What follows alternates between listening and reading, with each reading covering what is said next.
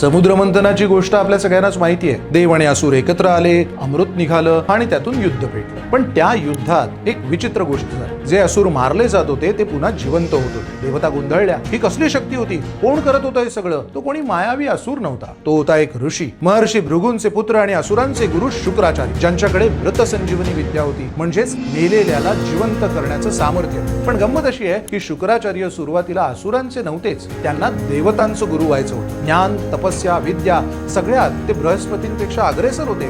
पण इंद्रदेवानं त्यांना नाकारलं, कारण त्यांच्या आईचा दैत्य कुळाशी संबंध होता. भर दरबारात केलेला तो अपमान शुक्राचार्यांच्या मनात खोलवर रुतून बसला आणि इथूनच त्यांचा मार्ग त्यांनी बदलला. लोककल्याणाचं स्वप्न पाहणारा ऋषी देवतांचा कट्टर शत्रू बनला. असुरांचं गुरुपद त्यांनी स्वीकारलं. शिवजींची कठोर तपस्या करून मृत संजीवनी विद्या प्राप्त केली आणि जेव्हा देवता असुरांवर विजय मिळवू लागल्या, असुरांना ठार मारू लागल्या, तेव्हा मृत असुरांना शुक्राचार्यांनी आपल्या सामर्थ्याच्या बळावर पुन्हा जिवंत केले. मग प्रश्न असा उरतो, शुक्राचार्य खलनायक होते की अपमानानं घडवलेला एक महान पण मनानं जखमी ऋषी होते? कधी कधी इतिहास माणसाच्या हेतूपेक्षा त्याच्या कार्यावर अधिक प्रभाव पाडतो आणि म्हणूनच शुक्राचार्य आजही गूढ वाटतात. त्या विषयामागची पूर्ण कथा संदर्भासहित सखोल विश्लेषण आपल्या उन्हाळ भटकंती या YouTube चॅनलवरती तुम्हाला पाहायला आणि ऐकायला मिळेल.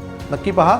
आणि अशीच वेगळी विचार करायला लावणारी भटकंती हवी असेल तर Instagram चॅनल फॉलो करा. आणि हो, सबस्क्राईब करायला विसरू नका आपलं YouTube चॅनल उन्हाळ भटकंती.